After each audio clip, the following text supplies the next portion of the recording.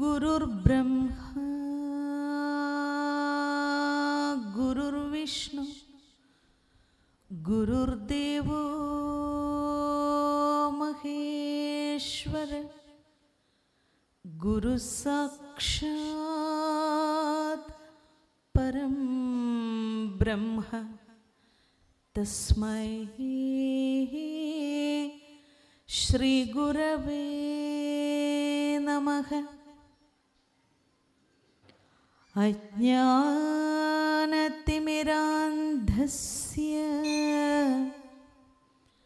ज्ञानाञ्जनशलाकया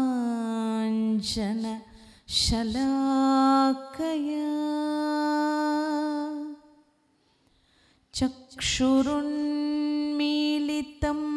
येन तस्मै श्री गुरवे नमः। न गुरोरधिकं तत्त्वं न गुरोरधिकं तपः तत्त्वज्ञानात् परं नास्ति तस्मै श्री गुरवे नमः। ॐ नमो भगवते नमो भगवते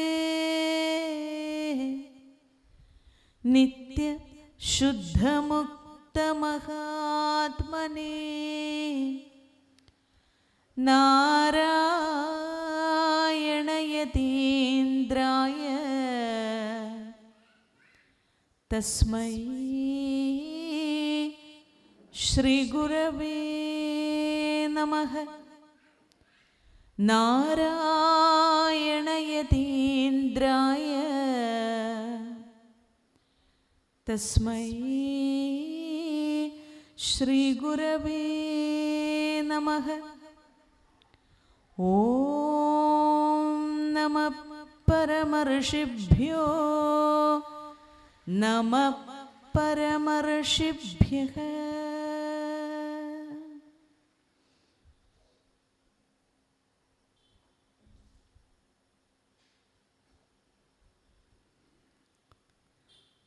ശ്രീനാരായണ ധർമ്മപരിപാലന യോഗം കോട്ടയം യൂണിയൻ്റെ കീഴിൽ പ്രവർത്തിക്കുന്ന വിജയപുരം ശാഖയിലെ 21ാമത് ദർശനോത്സവമാണ് ഇവിടെ നടക്കുന്നത്. ധന്യമായ ഈ പരിപാടിയിൽ പങ്കെടുക്കാൻ എത്തിയിട്ടുള്ള ധന്യമായ ഈ ഒരു പരിപാടിയെ വിജയിപ്പിക്കുന്നതിന് വേണ്ടി അശ്രാന്തം പരിശ്രമിക്കുന്ന ഇതിൻ്റെ നല്ല സംഘാടകർക്കും ഈ ഒരു ദർശനോത്സവത്തിൽ ഗുരുദർശനം കേട്ട് ജീവിതത്തെ ധന്യമാക്കാൻ എത്തിച്ചേർന്നിട്ടുള്ള എത്രയും പ്രിയപ്പെട്ട ഗുരുപ്രേമികൾക്കും ഈ ഉള്ളവളുടെ വിനീതമായ നമസ്കാരം.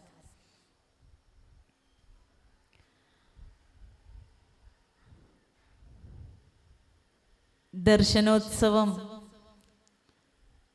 21 വർഷക്കാലമായി ഇവിടെ നടക്കുന്നുണ്ട് എന്നുള്ളതാണ് വളരെയേറെ അതിശയിപ്പിക്കുന്നതും സന്തോഷകരവുമായിട്ടുള്ള ഒരു സംഗതി.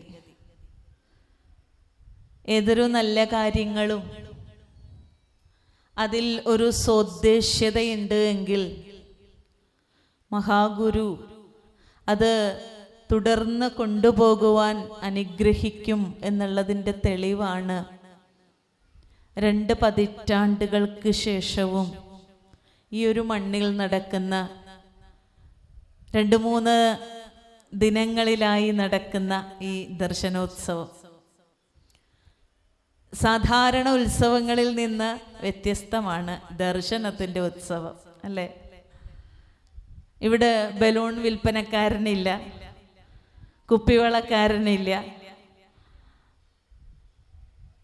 കോലുമിഠായി വിതരണം ചെയ്യുന്ന ആളുകളില്ല.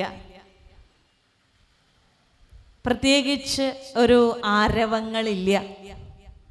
എങ്കിലും ഉത്സവമാണ്. ആ ഉത്സവം നാം കണ്ടു പരിചയിച്ച ഉത്സവപ്പറമ്പുകളിൽ നിന്ന് വളരെ വ്യത്യസ്തമാണ്. അതുകൊണ്ടാണ് അതിന് ദർശനത്തിൻ്റെ ഉത്സവം എന്ന് പേരിട്ടത്. എപ്പോഴാണ് നമ്മുടെ ജീവിതം ഉത്സവ സമാനമാകുന്നത്? നമ്മുടെ ജീവിതം ഉത്സവ സമാനമാകുന്നത് നമ്മുടെ ബോധത്തിൽ അറിവ് വന്ന് നിറയുമ്പോഴാണ്. അറിവ് വരാത്തിടത്തോളം ജീവിതത്തിന് ഒരു ലഹരി ഉണ്ടാവുകയില്ല. ജീവിതം ഉത്സവ സമാനമാകുന്നത് നമ്മുടെ ജീവിതത്തിലേക്ക് ദർശനത്തിൻ്റെ ആവിർഭാവത്തോടെയാണ്, ആഗമനത്തോടെയാണ്. അതുകൊണ്ട് തന്നെ അറിവ് എവിടെയാണോ ഉള്ളത് ആ അറിവിനെ അന്വേഷിക്കുകയും കണ്ടെത്തുകയും ചെയ്യുന്ന ഒരു രീതി ഭാരതത്തിന് പണ്ടുപണ്ടേ ഉണ്ടായിരുന്നു. അല്ലെങ്കിൽ ഭാരതത്തിൻ്റെ പൈതൃകം അങ്ങനെയായിരുന്നു എന്ന് പറയാം.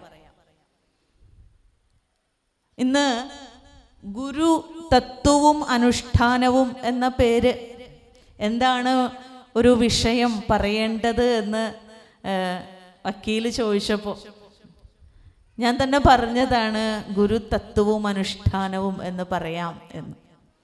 പ്രത്യേകിച്ചൊന്നും ഉദ്ദേശിച്ചല്ല അങ്ങനെ പറഞ്ഞത്. ഒരു ചടങ്ങാണല്ലോ എല്ലാം. നോട്ടീസിലൊരു പേര് വെക്കണം, എന്നാ അങ്ങനെ ആവട്ടെ.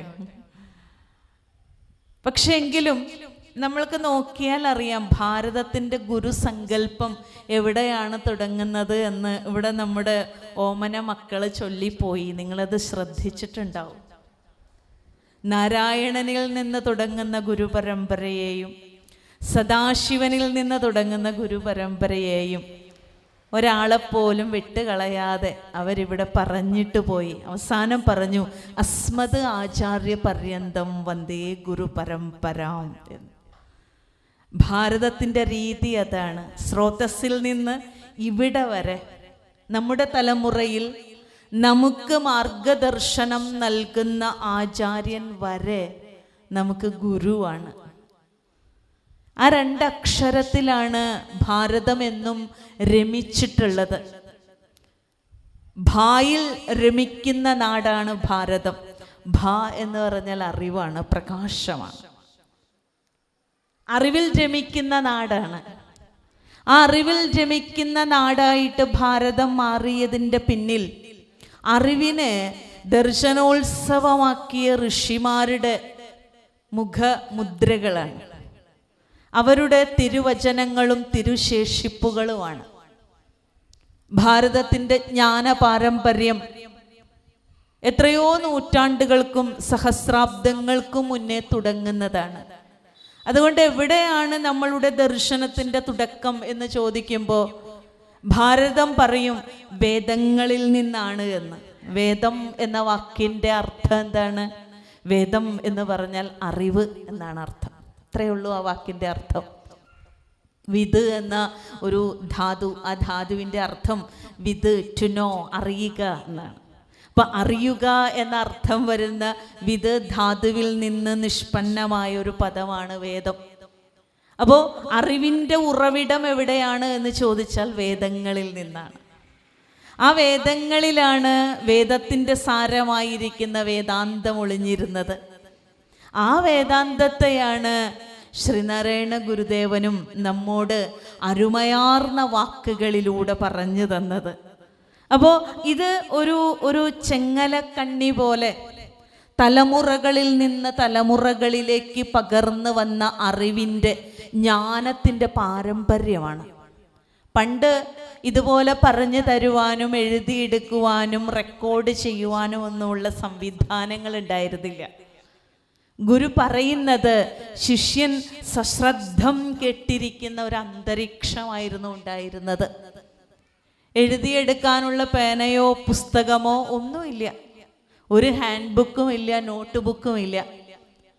അത്രയും ജാഗ്രതയുള്ള, അത്രയും ശ്രദ്ധയുള്ള ശിഷ്യന്മാർ ഗുരുവിൻ്റെ ചുറ്റുമിരുന്ന് ഗുരു പറയുന്നത് സശ്രദ്ധം കേട്ട് പഠിക്കുന്ന ഒരു സംസ്കാരമായിരുന്നു ഈ മണ്ണിലുണ്ടായിരുന്നത്. അതിനെ വാമൊഴി എന്നാണ് പറയുക. അതുകൊണ്ടാണ് ഉപനിഷത്തുകൾക്ക് ശ്രുതി എന്നൊരു പേര് പറയും. ശ്രുതി എന്ന് പറഞ്ഞാൽ ഉപനിഷത്തുകൾ എന്നർത്ഥം. കേട്ട് ശീലിച്ചു വന്നതാണ്. വാമൊഴിയിൽ നിന്ന് വരമൊഴിയിലേക്ക്, എഴുത്തിൻ്റെ മേഖലയിലേക്ക് നമ്മൾ വന്നു. നമ്മൾ ഒരുപാട് പുരോഗമനം നേടി എന്നൊക്കെ പറയുമ്പോഴും നമ്മളുടെ ശ്രദ്ധ കുറഞ്ഞതിൻ്റെ തെളിവുകളാണ് ഇതൊക്കെ. കേട്ടത് മുഴുവനും ശ്രദ്ധിച്ച് കേൾക്കാൻ അറിയാതെ വരുമ്പോഴാണ് നമ്മൾ നോട്ട് എഴുതിയെടുക്കുന്നത്. മറന്നു പോയാലോ? കാരണം നമ്മുടെ കേൾവിയെ നമുക്ക് തന്നെ വിശ്വാസമില്ലാതായിരിക്കുന്നു. ഞാൻ അധികം ശ്രദ്ധിക്കുന്നില്ല എന്ന് എനിക്ക് തന്നെ അറിയാം. എനിക്ക് തന്നെ എന്നിൽ വിശ്വാസമില്ല. എൻ്റെ ശ്രദ്ധ പോയിരിക്കുന്നു. എൻ്റെ കേൾവിയുടെ പൂർണ്ണമായിരിക്കുന്ന ജാഗ്രത നഷ്ടപ്പെട്ടിരിക്കുന്ന ഒരു കാലഘട്ടത്തിലൂടെയാണ് നമ്മൾ സഞ്ചരിക്കുന്നത്. കേട്ടുമാത്രം പഠിച്ചിരുന്ന കാലഘട്ടത്തിൽ നിന്ന് നമ്മുടെ മുന്നിലേക്ക് ഇതൊക്കെ വന്നാലും നമ്മൾ രാവിലെ പഠിച്ചത് വൈകുന്നേരം മറന്നു പോകുന്നു. കാരണം എന്താണ് എന്ന് ചോദിച്ചാൽ, ഇതിനെയൊക്കെ വെല്ലുന്ന വിഷയാനന്ദം നമ്മളെ വന്ന് പൊതിഞ്ഞു നിൽക്കുകയാണ്. ഈ അറിവുകളെയും ഈ ഗുരുവിനെയും ഈ ആധ്യാത്മികതയെയും ഒക്കെ കവച്ചു വെക്കുന്ന ഒരു വ്യവഹാര ലോകം, ഒരു വ്യാവഹാരിക ലോകം, ഒരു ലൗകിക ലോകം വന്ന് നമ്മളെ വിഴുങ്ങുമ്പോൾ ഇതിൽ പറഞ്ഞിരിക്കുന്ന അന്തസത്തയെ ഓർമ്മിച്ചെടുക്കുവാനോ അതിനെ വീണ്ടും വീണ്ടും വിചാരം ചെയ്യുവാനോ കഴിയാത്ത ഒരു അവസ്ഥയിലേക്ക് നമ്മൾ വന്നു. നമ്മളുടെ മേധയെ, നമ്മളുടെ ബുദ്ധിയെ നമ്മൾ വേണ്ടത്ര പ്രകാശിപ്പിക്കാതെ, വേണ്ടത്ര ഉപയോഗിക്കാതെ ബുദ്ധിയൊക്കെ ഇങ്ങനെ തുരുമ്പെടുത്തുകൊണ്ടിരിക്കുകയാണ്. അതുകൊണ്ട് തന്നെ കാഴ്ചയിൽ വലിയ ആരോഗ്യ പ്രശ്നങ്ങളൊന്നും ഇല്ലെങ്കിലും ഓർമ്മയുടെ കാര്യത്തിൽ നമ്മൾ വളരെ ദരിദ്രരാണ്. എല്ലാം മറന്നുപോയി എന്ന് പറയും. എന്ത് പഠിച്ചാലും ഓർക്കണില്ല എന്ന് പറയും. എവിടെയൊക്കെയോ നമ്മുടെ താല്പര്യങ്ങൾ, നമ്മളുടെ ജീവിതത്തിൻ്റെ യാത്രയിൽ നമ്മളുടെ താല്പര്യങ്ങൾക്ക് വന്ന മാറ്റവും ഇതിന് വലിയൊരു ഘടകമാണ്. അതുകൊണ്ട് തന്നെ ഗുരു എന്ന് പറയുന്ന ഒരു തത്വം, എന്തുകൊണ്ടാണ് ഗുരു തത്വമാണ് എന്ന് പറഞ്ഞത്? എത്ര പറഞ്ഞാലും പറഞ്ഞു തീർക്കാൻ കഴിയാത്ത ഒരു പൊരുളായതുകൊണ്ടാണ്. എത്ര പറഞ്ഞാലും ഗുരുവിൻ്റെ മഹിമ പറഞ്ഞു തീർക്കാൻ കഴിയില്ല. അതാണ് ഗുരുമഹിമയുടെ സ്വഭാവം, അല്ലേ? കബീർദാസ് പറയും, ഈശനും ഗുരുവും നിൽക്കേ ആരെയാദ്യം നമിപ്പു ഞാൻ, ഗോവിന്ദരൂപം കാണിച്ച എൻ ഗുരുവിൻ പദാംബുജം. ഈശ്വരനും ഗുരുവും ഒരേ സമയം എൻ്റെ മുന്നിൽ പ്രത്യക്ഷപ്പെട്ടാൽ ആരെയാണ് ഞാൻ ആദ്യം നമസ്കരിക്കുക എന്ന് ചോദിച്ചാൽ, ഈ ഈശ്വരൻ്റെ തിരുസ്വരൂപത്തെ എനിക്ക് പറഞ്ഞു തന്ന എൻ്റെ ഗുരുവിൻ്റെ തൃച്ചേവടികളിലായിരിക്കും എന്ന്. അവിടെ തന്നെ കബീർ പറയുന്നുണ്ട്, 7 സമുദ്രത്തെ മഷിയാക്കിയാലും എല്ലാ പർവ്വതങ്ങളെയും ഏടാക്കിയാലും ഗുരുമഹിമ എഴുതി തീർക്കാൻ കഴിയില്ല എന്ന്. ഗുരുമഹിമയെ പറഞ്ഞു തീർക്കാൻ കഴിയില്ല എന്ന്. അത്രമാത്രം വലിയ ഒരു തത്വമായിട്ട് ഗുരു നമ്മുടെ മുന്നിൽ നിൽക്കുകയാണ്. അതുകൊണ്ടാണ് ഗുരുഗീതയിലൊക്കെ ബ്രഹ്മാനന്ദം പരമസുഖദം കേവലം ജ്ഞാനമൂർത്തിം ദ്വന്ദ്വാതീതം ഗഗനസദൃശം തത്വമസ്യാദിലക്ഷ്യം ഏകം നിത്യം നിത്യം വിമലമചലം സർവധീ സാക്ഷിഭൂതം ഭാവാതീതം ത്രിഗുണരഹിതം സദ്ഗുരും തം നമാമി. സദ്ഗുരും തം നമാമി. സദ്ഗുരുവിനെ നമസ്കരിക്കുകയാണ്. സദ്ഗുരുവിൻ്റെ പ്രത്യേകത എന്താണ് എന്ന് ചോദിക്കുമ്പോൾ പറയാണ്, അത് ബ്രഹ്മാനന്ദം അനുഭവിക്കുന്ന വ്യക്തിയാണ്. അഖണ്ഡമായിരിക്കുന്ന സച്ചിദാനന്ദത്തെ അനുഭവിക്കുന്നവരാണ്. നമ്മളുടെ ആനന്ദവും ഗുരുവിൻ്റെ ആനന്ദവും തമ്മിൽ വ്യത്യാസമുണ്ട്. നമ്മളുടെ ആനന്ദം ഖണ്ഡിതമായ ആനന്ദമാണ്, മുറിഞ്ഞു മുറിഞ്ഞു പോകുന്ന ആനന്ദമാണ്. കുറച്ച് സമയം ഒരു സന്തോഷം, ആരെങ്കിലും ആ സന്തോഷത്തെ കെടുത്താൻ വന്നാൽ പിന്നെ ദുഃഖമായി, ആ സന്തോഷം മാഞ്ഞുപോയി. ആരെങ്കിലും ഒരു നോട്ടം കൊണ്ട്, ഒരു വാക്ക് കൊണ്ട്, ഒരു പ്രവൃത്തി കൊണ്ട് ഒരാളൊന്ന് തുറപ്പിച്ച് നോക്കിയാൽ തീരുന്ന സമാധാനമേ നമുക്കുള്ളൂ. നമ്മൾ പറയും ഞാൻ വലിയ പുലിയാണെന്നൊക്കെ പറയും. പക്ഷെ ഒരാൾ നോക്കി, എന്നും പുഞ്ചിരിക്കുന്ന ഒരാൾ ഇന്ന് നോക്കി പുഞ്ചിരിച്ചില്ലെങ്കിൽ നമ്മുടെ സന്തോഷം എങ്ങോട്ടാണ് പോകുന്നത് എന്ന് നമുക്കറിയില്ല. അത്രയും ഖണ്ഡിതമായിരിക്കുന്ന ആനന്ദമേ നമുക്കുള്ളൂ, മുറിഞ്ഞു മുറിഞ്ഞു പോകുന്ന ആനന്ദം. പക്ഷെ ഗുരു അങ്ങനെയല്ല. ഗുരു എപ്പോഴും നിറഞ്ഞ് കവിഞ്ഞിരിക്കുന്ന ഒരു തത്വമാണ്. എന്തിലാണ് ഗുരു നിറഞ്ഞിരിക്കുന്നത്, എന്തിലാണ് ഗുരു കവിഞ്ഞിരിക്കുന്നത് എന്ന് ചോദിച്ചാൽ ഈ ആത്മാനന്ദത്തിലാണ്. അതുകൊണ്ട് തന്നെ അഖണ്ഡമായിരിക്കുന്ന ആനന്ദ സ്വരൂപം ആർക്കുണ്ട്? ഗുരുവിനുണ്ട്. അതുകൊണ്ട് ആരാണോ ആ വ്യക്തിയെ ആരാധിക്കുന്നത്, ആരാണോ വ്യക്തിയെ വന്ദനം ചെയ്യുന്നത്, ആരാണോ ആ വ്യക്തിയെ നമസ്കരിക്കുന്നത്, ആ ഗുരു അനുഭവിക്കുന്ന അദ്വൈതാനന്ദം നമ്മളിലേക്കും കുറേശ്ശെ കുറേശ്ശെ പകർന്നുകൊണ്ടേയിരിക്കും. അത് ഗുരുവിൻ്റെ ഒരു പ്രത്യേകതയാണ്. അതുകൊണ്ടാണ് ന ഗുരോരധികം തത്വം എന്ന് പറയുന്നത്. ഗുരുവിനേക്കാൾ വലിയ ഒരു തത്വമില്ല എന്ന്. എന്താണ് ഫിലോസഫി എന്ന് പറഞ്ഞാൽ? ഗുരു എന്ന് പറയുന്നതാണ് ഏറ്റവും വലിയ ഫിലോസഫി, ഏറ്റവും വലിയ തത്വം. ആ തത്വത്തേക്കാൾ വലിയൊരു തത്വം നാം ഇന്ന് വരെ കണ്ടെത്തിയിട്ടില്ല എന്നാണ് പറയുന്നത്. ന ഗുരോരധികം തത്വം ന ഗുരോരധികം തപഃ. ഗുരുവിനേക്കാൾ വലിയ തപസ്സില്ല. തത്വജ്ഞാനാത് പരം നാസ്തി. തത്വജ്ഞാനത്തേക്കാൾ വലുതായിട്ടൊന്നുമില്ല. തസ്മൈ ശ്രീ ഗുരവേ നമ. അങ്ങനെയുള്ള തത്വജ്ഞാനത്തെ പ്രദാനം ചെയ്യുന്ന ഗുരുവിനായിക്കൊണ്ട് നമസ്കാരം. ഇതാണ് രീതി, ഇതാണ് ഗുരുവിൻ്റെ രീതി. ഇപ്പം നമ്മുടെ ജീവിതത്തിലൊക്കെ നമുക്ക് തോന്നുന്നത് എന്തെങ്കിലുമൊക്കെ സമ്പാദിച്ചു കഴിഞ്ഞാൽ, എന്തെങ്കിലുമൊക്കെ കൂട്ടിവെച്ചു കഴിഞ്ഞാൽ നമുക്ക് സന്തോഷം കിട്ടുമെന്നാണ്. പക്ഷെ ദർശനോത്സവത്തിലൊക്കെ വന്നിരിക്കുമ്പോഴാണ് എല്ലാം വാങ്ങിക്കൂട്ടുന്നതിലല്ല സന്തോഷം. സന്തോഷം ഒരു ഭാവമാണ് എന്നും അത് നമ്മുടെ ഉള്ളിൽ അറിവിൻ്റെ കിരണങ്ങൾ വരുന്നതോടുകൂടി സംഭവിക്കുന്നതാണ് എന്നുമുള്ള ഒരു വ്യത്യാസം നമുക്ക് മനസ്സിലാകുന്നത്. നമ്മളല്ലെങ്കിൽ ഇതൊന്നും അറിയാതെ ജീവിച്ച് മരിച്ചു പോകും. എന്തിനാണ് ഇവിടെ വന്ന് ജനിച്ചത്?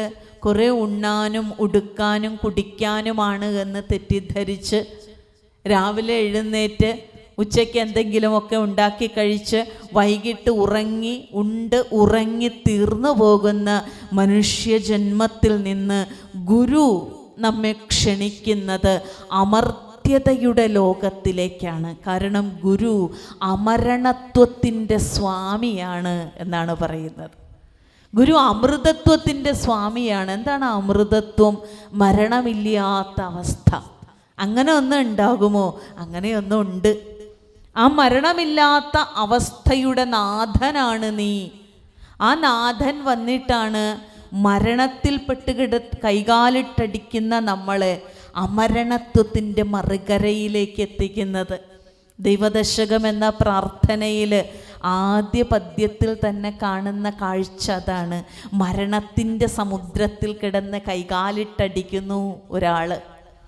ആ മരണക്കടലിൽ നിന്ന് കരേറുവാനായിട്ട് കപ്പിത്താനായ പോലെ വന്ന ഈശ്വരനോട് ശരണാഗതി തേടുന്നു.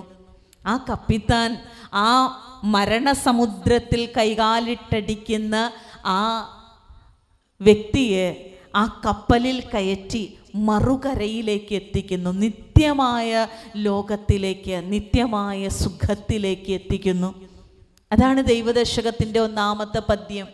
ദൈവമേ കാത്തുകൊള്ളുക, അങ്ങ് കൈവിടാതെ ഇങ്ങു ഞങ്ങളെ,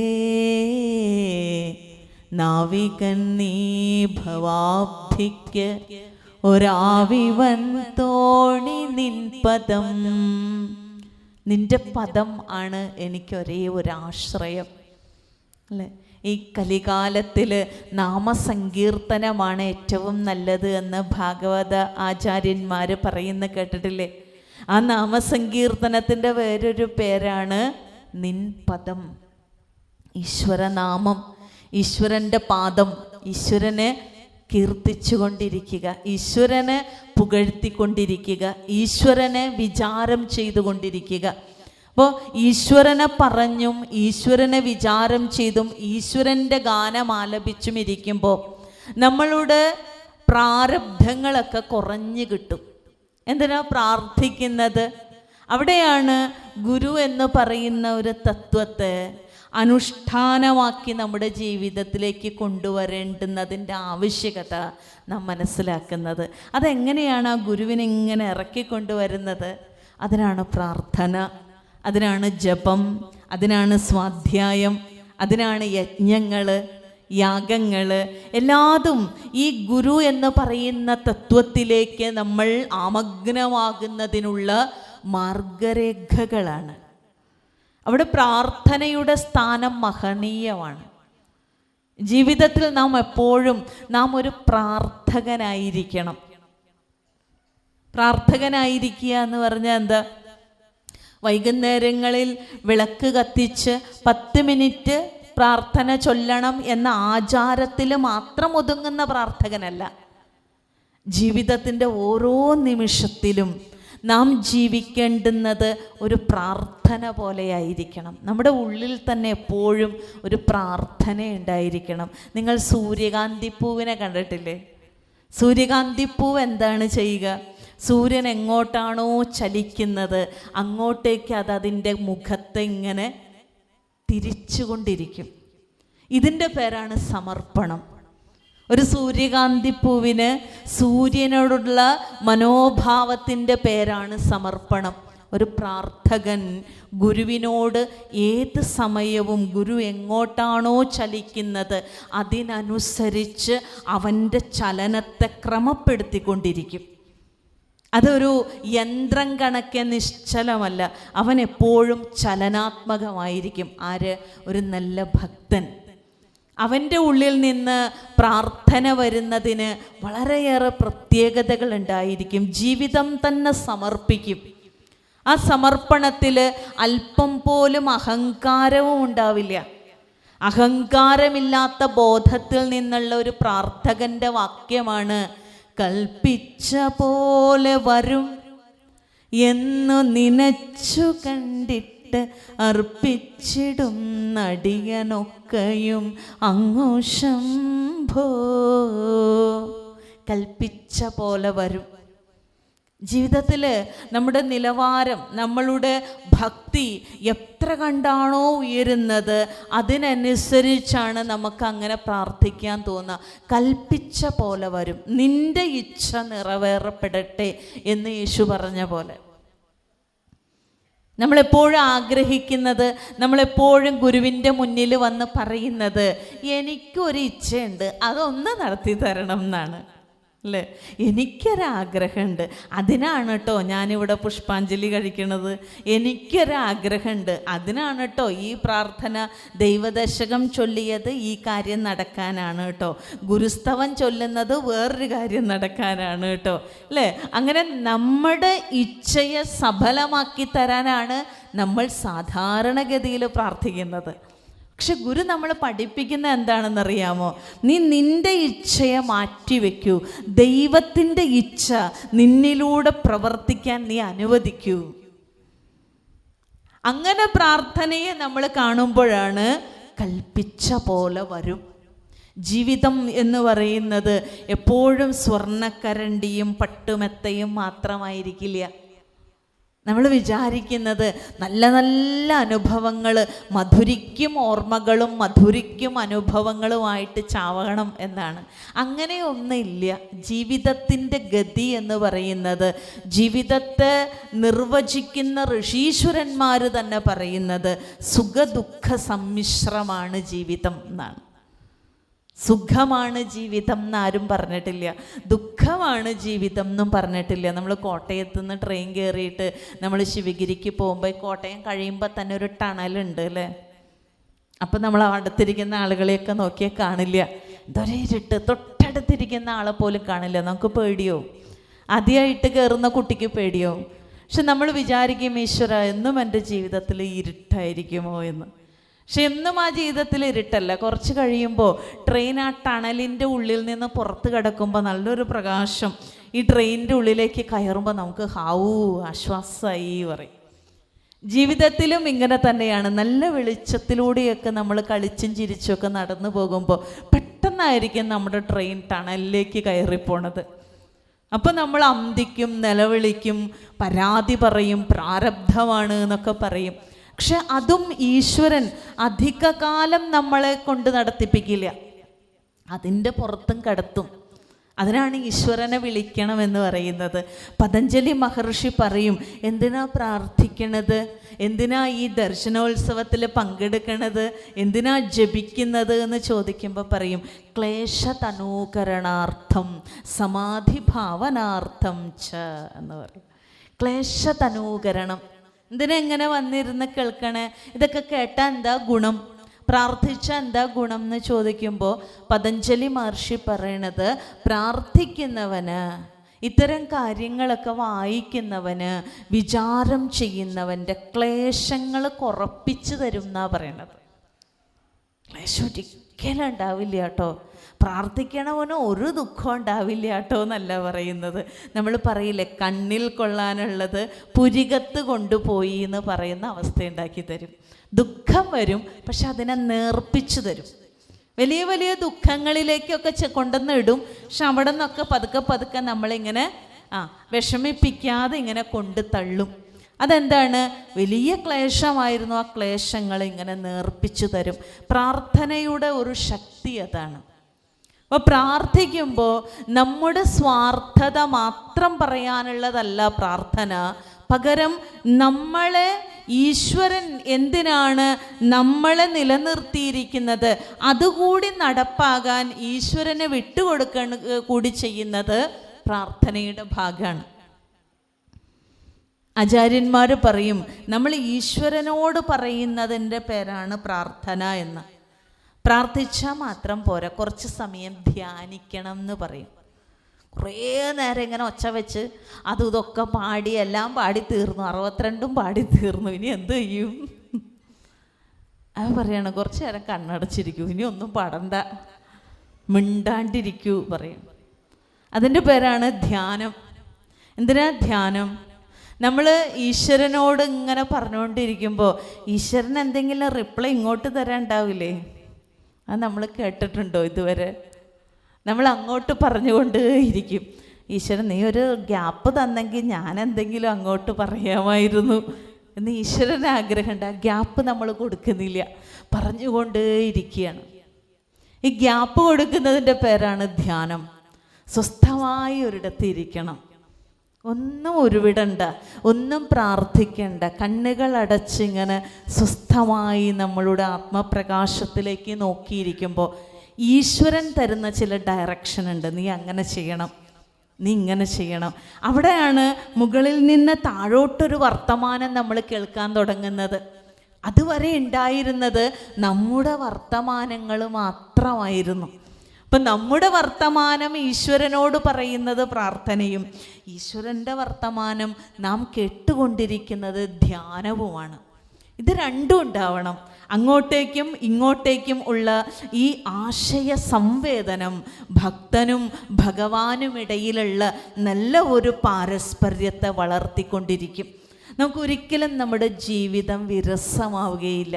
ഈ കുഞ്ഞു ജീവിതത്തിൽ എങ്ങനെയൊക്കെ ആ ജീവിതത്തെ ഭാസുരമാക്കാവുന്ന ഘടകങ്ങളുണ്ടോ അതൊക്കെ കൊണ്ടുവന്ന് ആ ജീവിതത്തെ മനോഹരമാക്കാൻ കഴിയും. അതുകൊണ്ടാണ് ഗുരുദേവൻ ഈശ്വര ഭക്തിക്ക് വളരെയേറെ പ്രാധാന്യം കൊടുത്തത്.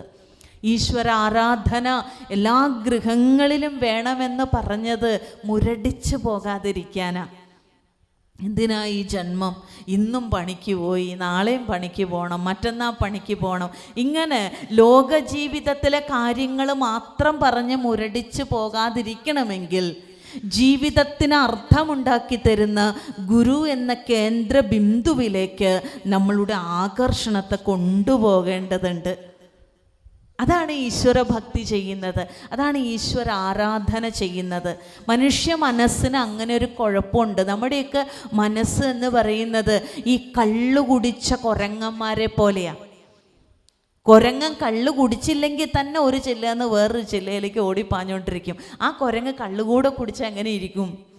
ഒരു നിമിഷം പോലും ഒരിടത്തും അടങ്ങിയിരിക്കാതെ ചാടിത്തുള്ളി നടക്കും. ഇത് തന്നെയല്ലേ നമ്മുടെ മനസ്സും? എപ്പോഴെങ്കിലും നമ്മുടെ മനസ്സ് ഈ ചിന്തകളില്ലാതെ വിശ്രാന്തി കൊള്ളുന്ന ഒരവസ്ഥ ഉണ്ടായിട്ടുണ്ടോ? മനസ്സിങ്ങനെ അലഞ്ഞുകൊണ്ടേയിരിക്കും. ഇപ്പം ഗുരു പറഞ്ഞു തന്ന ഏറ്റവും നല്ല മാർഗമായിരുന്നു അലഞ്ഞു നടക്കുന്ന മനസ്സിനെ കെട്ടിയിടാൻ ഏറ്റവും നല്ല ഉപായമായിട്ട് ഗുരു കാണിച്ചു തന്നത് ഈശ്വരനെയാണ്. എവിടെ കൊണ്ടുപോയി ബന്ധിപ്പിക്കും? ആ ഭാവബന്ധം സത്യരൂപനിലേക്ക് നമ്മൾ ബന്ധിപ്പിക്കും, ഈശ്വരനിലേക്ക് നമ്മൾ ബന്ധിപ്പിക്കും. അവിടെ നമ്മുടെ ജീവിതത്തിന് പുതിയ ഒരു അടിത്തറ, പുതിയ ഒരു നിഷ്ഠ, പുതിയ ഒരു ജീവിത ശൈലി രൂപപ്പെടുകയാണ്. അതുവരെ ഇല്ലാതിരുന്ന ഒരു നിഷ്ഠ, അതുവരെ ഇല്ലാതിരുന്ന ഒരു കാഴ്ച, അതുവരെ ഇല്ലാതിരുന്ന ഒരു അനുഭൂതിയിലൂടെ നമ്മൾ സഞ്ചരിക്കാനായിട്ട് തുടങ്ങുന്നത് ഈ ഈശ്വരൻ ഗുരു നമ്മുടെ ജീവിതത്തിലേക്ക് വരുന്നതോട് കൂടിയിട്ടാണ്. ജീവിതം തന്നെ മാറി മറിയും. നമ്മളിങ്ങനെ സാധാരണ ജനിച്ചു ജീവിച്ചു പോകുന്ന ഒരാളായിരിക്കില്ല. ഇത്തരത്തിലുള്ള ദർശനത്തെ നമ്മൾ മനസ്സിലാക്കി വരുമ്പോൾ നമ്മുടെ ജീവിതത്തിൽ വരുന്ന മാറ്റം, ഒന്നുമില്ല എന്ന് പറഞ്ഞ് നമ്മൾ വിലപിക്കുന്ന സമയത്ത് നമുക്ക് കിട്ടിയതിലേക്ക് നമ്മളുടെ ശ്രദ്ധ പോകും. എന്തെല്ലാം സമ്മാനങ്ങളാണ് നമുക്ക് കിട്ടിയിട്ടുള്ളത്. രവീന്ദ്രനാഥ ടാഗോർ ഗീതാഞ്ജലിയിൽ പറഞ്ഞ പോലെ അളവറ്റ സമ്മാനങ്ങൾ എന്നിലേക്ക് ദൈവം എത്തിച്ചു തന്നപ്പോൾ എനിക്കതെല്ലാം ഏറ്റുവാങ്ങുവാൻ ഈ കുഞ്ഞു കൈകളല്ലേ ഉള്ളൂ എന്ന് പറഞ്ഞ ഒരു കാഴ്ചയിലേക്ക് നമ്മളെത്തും. എനിക്കൊന്നുമില്ല എന്ന് പറയുന്ന ദാരിദ്ര്യത്തിൽ നിന്ന് എന്തെല്ലാം സമ്മാനപ്പൊതികളാണ് ഈശ്വരൻ എനിക്ക് തന്നിട്ടുള്ളത് എന്ന കാഴ്ച കാണും. അതിനെയാണ് പോസിറ്റീവായിരിക്കുന്ന കാഴ്ച, നല്ല കാഴ്ച എന്ന് ഗുരു പറഞ്ഞത്. അത്തരം കാഴ്ചയാണ് ഗുരു സദാചാരം എന്ന ഓമനപ്പേരിട്ട് വിളിച്ചത്. ആ ഒരു നല്ല കാഴ്ച ജീവിതത്തിലേക്ക് വരുന്നത് എപ്പോഴാണ്? ഈശ്വരഭക്തിയിലൂടെയാണ്. ഭക്തി ഒരു അനുരാഗമാണ്, ഭക്തി ഒരു പ്രണയമാണ്, ഭക്തി ഒരു പ്രേമമാണ്. എങ്ങനെയാണോ രണ്ട് പ്രണയിനികൾ അനുരാഗബദ്ധരായി ജീവിക്കുന്നത്, അതുപോലെയാണ് ഭക്തനും ഭഗവാനും ഇടയിലുള്ള പ്രേമം എന്ന് പറയുന്നത്. പക്ഷെ ഒരു കാമുകനും കാമുകിയും ഒരു വൈഷയികമായിരിക്കുന്ന സുഖത്തിലാണ് ലയിക്കുന്നതെങ്കിൽ ഭക്തനും ഭഗവാനും വളരെ ഉയർന്ന തലത്തിലുള്ള ആനന്ദത്തിൽ വിലീനമാകുന്നു എന്ന വ്യത്യാസമാണ് അവിടെയുള്ളത്. അതുകൊണ്ടാണ് നാരദ മഹർഷി ഭക്തിയെക്കുറിച്ച് പറഞ്ഞപ്പോൾ സാ ഭക്തി പരമപ്രേമരൂപ എന്ന് പറഞ്ഞത്. എന്താണ് ഭക്തി എന്ന് ചോദിച്ചപ്പോൾ ഭഗവാനിലുള്ള പരമപ്രേമത്തിൻ്റെ പേരാണ് ഭക്തി. ഈ ജീവിതത്തിൽ നമുക്ക് ജീവിക്കണമെങ്കിൽ പ്രേമം വേണം, സ്നേഹം വേണം. എല്ലാവരോടും സ്നേഹം ഉണ്ടെങ്കിൽ ജീവിക്കാൻ എന്തൊരു സുഖമാണ് അല്ലേ? നമുക്ക് എല്ലാവരോടും, ആരോടും ഒരു പരിഭവമില്ല, ആരോടൊരു വൈരാഗ്യം ഇല്ലെങ്കിൽ ജീവിതം നല്ല സുഖമായിട്ട് പോകും. ഗുരു അതിനെ വിളിച്ചതാണ് അരുൾ എന്ന്. അതുകൊണ്ടാണ് ഗുരു നമ്മോട് ജപിക്കണം ട്ടോ എന്ന് പറഞ്ഞപ്പോൾ എന്താണ് ജപിക്കേണ്ടത്? പഞ്ചാക്ഷരിയാണോ നവാക്ഷരിയാണോ ഷഡക്ഷരമാണോ ജപിക്കേണ്ടത് എന്ന് ചോദിച്ചപ്പോൾ ഇത് മൂന്നും അല്ല, നവാക്ഷരി മന്ത്രമാണ് ജപിക്കേണ്ടത്. അത് അരുൾ ഉള്ളവനാണ് ജീവി എന്ന മന്ത്രമാണ് എന്ന് പറഞ്ഞത് എന്തിനാ? ഈശ്വരന് ഗുരുവിന് സ്നേഹമായി കാണുവാനും ആ സ്നേഹം സ്വജീവിതത്തിലേക്ക് പകർത്തുവാനും മറ്റുള്ളവരിലേക്ക് സ്നേഹത്തെ പ്രദാനം ചെയ്യുന്നതിനുമാണ് അല്ലേ? നമ്മൾ നല്ല സ്നേഹത്തിലിരിക്കുന്നവർ സംസാരിക്കുമ്പോൾ കണ്ടിട്ടില്ലേ, അവരെത്ര പതുക്കെയായിരിക്കും സംസാരിക്കുക. പക്ഷെ നമ്മൾ വഴക്കടിക്കുമ്പോൾ നോക്കൂ, എത്ര ശബ്ദത്തിലാണ് നമ്മൾ സംസാരിക്കുക. അതെന്താണ്? വളരെ സ്നേഹത്തിലിരിക്കുമ്പോൾ പതുക്കെയും വഴക്കടിക്കുമ്പോൾ ഒച്ചയും സംസാരിക്കുന്നത്. വഴക്കടിക്കുമ്പോൾ നമ്മൾ അടുത്താണ് ഇരിക്കുന്നതെങ്കിലും മനസ്സുകൊണ്ട് നമ്മൾ ഒരുപാട് ദൂരത്താണ്. അപ്പോൾ നമ്മൾക്ക് വിചാരിക്കും എടുക്കണ ഒച്ചയൊന്നും പോരാതെ വരും, അവർക്ക് മനസ്സിലാവണില്ലല്ലോ ഞാൻ പറയണത് എന്ന് തോന്നും. തൊട്ടടുത്തിരിക്കുന്ന ആൾ പോലും മനസ്സുകൊണ്ട് 1000 ഫർലോങ് ദൂരെയാണ് അയാൾ നിൽക്കുന്നത് എന്ന് തോന്നും. പക്ഷെ നല്ല സ്നേഹത്തിലിരിക്കുമ്പോഴോ ഒരു നോട്ടം കൊണ്ട് പോലും നമ്മൾ ഉദ്ദേശിച്ചത് എന്താണ് എന്ന് ആ വ്യക്തിയിലേക്ക് വിനിമയം ചെയ്യാനുള്ള ശേഷിയും ഉണ്ടാകും. ഇത് സ്നേഹത്തിൻ്റെ ഒരു സ്വഭാവമാണ്. സ്നേഹത്തിന് സംസ്കൃതത്തിൽ സ്നേഹത്തിന് വിളിക്കുന്നത് എണ്ണ എന്നാണ്. ഈ പറയുന്ന അർത്ഥമൊന്നുമല്ല. സംസ്കൃതത്തിൽ സ്നേഹം എന്ന ശബ്ദത്തിന് എണ്ണ എന്നാണ് അർത്ഥം. പക്ഷെ ഈ എണ്ണയ്ക്കൊരു പ്രത്യേകതയുണ്ട്. എണ്ണയുടെ പ്രത്യേകത എന്താണ്? പശിമയാണ്. അത് ഒട്ടിപ്പിടിക്കും അല്ലേ? എണ്ണ ശരീരത്തിൽ മുട്ടിക്കഴിഞ്ഞാൽ വെള്ളം മുട്ടണ പോലെയല്ല, അതിനൊരു പശിമയുണ്ട്. ഈ അരുളിൻ്റെ പ്രത്യേകത അതാണ്, സ്നേഹത്തിൻ്റെ പ്രത്യേകത അതാണ്. അത് 2 വ്യക്തികളെ അല്ലെങ്കിൽ 3-4 വ്യക്തികളെ, ഒരു കുടുംബത്തെ, ഒരു സംഘടനയെ, ഒരു സമൂഹത്തെ, ഒരു ലോകത്തെ അതൊക്കെ ഇങ്ങനെ പറ്റിപ്പിടിപ്പിച്ച് നിർത്തും. അതിന് കഴിയുന്ന ഒരേ ഒരു ഭാവം സ്നേഹമായതുകൊണ്ടാണ് ഗുരു ഈ അരുളിനും അൻപിനും അനുകമ്പയ്ക്കൊക്കെ ഇത്രയേറെ പ്രാധാന്യം കൊടുത്തത്. വെറുതെ ഉറുമ്പിനെ കൊല്ലരുത് എന്ന് പറഞ്ഞ് അതിനെ നമ്മൾ നിസ്സാരമാക്കി കളയരുത്. ജീവിതത്തെ ഭാസുരമാക്കുന്ന ഏറ്റവും ശ്രേഷ്ഠമായിരിക്കുന്ന മൂല്യങ്ങൾ ഗുരു പറയുന്നതാണ് അരുളും അൻപും അനുകമ്പയും എന്ന് പറയുന്നത്. അൻപില്ലാത്ത ജീവിതം എന്താണ്? അൻപേ ശിവം എന്നാണ് പറഞ്ഞത്. ശിവൻ ആരാണ്? ശിവൻ സ്നേഹമാണ്. ആ സ്നേഹത്തെ ഓരോ ജീവിയിലും ആ അരുളിനെ കാണുകയും ഓരോ ജീവിയിലും ആ ഈശ്വര ദർശനത്തെ കാണുകയും ആ ഈശ്വര ദർശനത്തെ മനസ്സിലാക്കിക്കൊണ്ട് ആ ജീവിയെ ബഹുമാനിക്കുകയും പരിഗണിക്കുകയും ചെയ്യുന്ന ഒരു അത്ഭുതകരമായിരിക്കുന്ന കാഴ്ച ഗുരു നമുക്ക് പരിചയപ്പെടുത്തി തരികയാണ്. അവിടെയാണ് അരുളിൻ്റെ പ്രാധാന്യത്തെ ഗുരു പറയുന്നത്. അരുളില്ലയതെങ്കിലസ്ഥിതോൽ സിരനാറുന്ന ഒരുടമ്പുദാനവൻ മരുവിൽ പ്രവഹിക്കുമമ്പു അപ്പുരുഷൻ നിഷ്ഫല ഗന്ധപുഷ്പമാ അരുളാൽ വരും ഇമ്പം അൻപകന്നൊരു നെഞ്ചാൽ വരും അല്ലലൊക്കയും ഇരുളൻപിനെ മാറ്റുമല്ലലിൻ കരുവാകും കുരുവാമിതേതിനും. അരുളാൽ വരും ഇമ്പം. എവിടെ എങ്ങനെയാ വരിക? കുടുംബജീവിതമൊക്കെ ഇമ്പത്തോടെ കൊണ്ടുപോകണമെന്ന് ആഗ്രഹമൊക്കെ ഉണ്ട്, പക്ഷെ നടക്കണില്ല. നടക്കണമെങ്കിൽ എന്ത് വേണം? അൻപിനെ അപ്ലൈ ചെയ്യണം, അരുളിനെ അപ്ലൈ ചെയ്യണം. അരുളാൽ വരും ഇമ്പം. അരുളുള്ളിടത്ത് ഇമ്പം ഉണ്ടാവുള്ളൂ, അല്ലാത്തിടത്ത് ഇമ്പം ഉണ്ടാവില്ല അല്ലേ? നമുക്ക് എപ്പോഴാണ് വീട്ടിലേക്ക് പോകാനായിട്ട് നമുക്ക് തോന്നുക? വീട്ടിലെ അമ്മ സ്നേഹസ്വരൂപിണിയായിട്ടിരിക്കുന്നിടത്താണ് എപ്പോഴും നമ്മളുടെ വ്യവഹാരങ്ങളൊക്കെ കഴിഞ്ഞ് വീട്ടിലേക്ക് ഓടിച്ചെല്ലാൻ തോന്നുക. അല്ലെങ്കിൽ ഭാര്യ, ഭർത്താവ് എല്ലാവരും സ്നേഹസ്വരൂപികളാണെങ്കിൽ അവരുടെ അടുത്തേക്ക് ഓടിയെത്താൻ തോന്നും. അവിടെ സ്നേഹമില്ലെങ്കിലോ ആ വ്യക്തിയിൽ നിന്ന് എത്ര കണ്ട് മാറി നിൽക്കാമോ അത്ര കണ്ട് മാറി നിൽക്കും. അപ്പം നമ്മുടെ അടുത്തു നിന്നൊക്കെ ആരും വരുന്നില്ല എങ്കിൽ ഒരു രാക്ഷസൻ്റെ പൂന്തോട്ടം പോലെ, അയാളുണ്ടാക്കിയ പൂന്തോട്ടത്തിൽ ആ രാക്ഷസൻ ഇല്ലാതിരുന്ന സമയത്ത് ഒരുപാട് കുട്ടികൾ ആ പൂന്തോട്ടത്തിൽ വന്ന് കളിക്കുമായിരുന്നു. രാക്ഷസൻ ടൂറ് കഴിഞ്ഞ് തിരിച്ചു വന്നപ്പോൾ നിറയെ കുട്ടികളായിരുന്നു ഉദ്യാനത്തിൽ. എല്ലാവരെയും ആട്ടിപ്പായിച്ചു.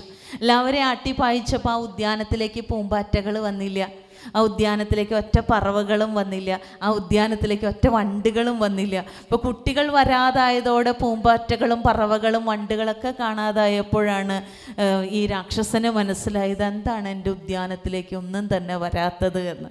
അപ്പോൾ നമ്മളുടെ പല വീടുകളും രാക്ഷസൻ്റെ ഉദ്യാനം പോലെയാണ്.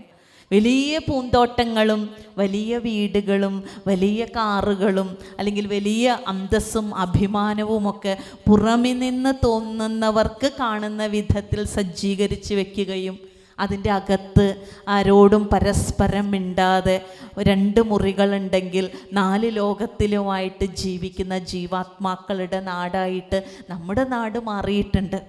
ആരെയും പറയിപ്പിക്കാതിരിക്കാൻ ഉടുത്തൊരുങ്ങി പുറത്തേക്ക് നടക്കുകയും അകത്ത് അവർ വീണ്ടും അവരുടെ കൊക്കൂണിലേക്ക് ഒരു ശലഭം കയറിപ്പോകുന്നത് പോലെ കയറിപ്പോകുകയും ചെയ്യുന്ന ദാരുണമായ അവസ്ഥ ഉണ്ടാകുന്നത് എവിടെയാണ് എന്ന് ചോദിച്ചാൽ ജീവിതത്തിൻ്റെ അടിസ്ഥാനപരമായിരിക്കുന്ന ഈ അരുൾ, ഈ അൻപ്, ഈ അനുകമ്പ നമ്മളിൽ നിന്ന് നഷ്ടപ്പെടുമ്പോഴാണ് അല്ലേ.